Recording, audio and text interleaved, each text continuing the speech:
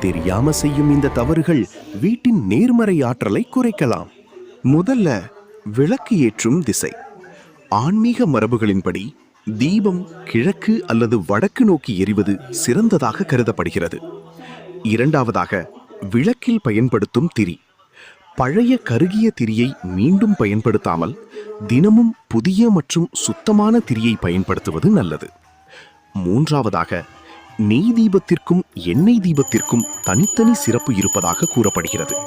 அதனால் நெய்யையும் எண்ணெயையும் ஒரே விளக்கில் கலந்து பயன்படுத்தாமல் ஏதாவது ஒன்றை மட்டும் பயன்படுத்துவது சிறந்தது என்று பெரியவர்கள் கூறியுள்ளனர்.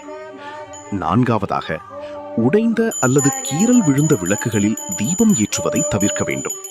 முழுமையான மற்றும் சுத்தமான விளக்குகளை பயன்படுத்துவது நல்லதாக கருதப்படுகிறது.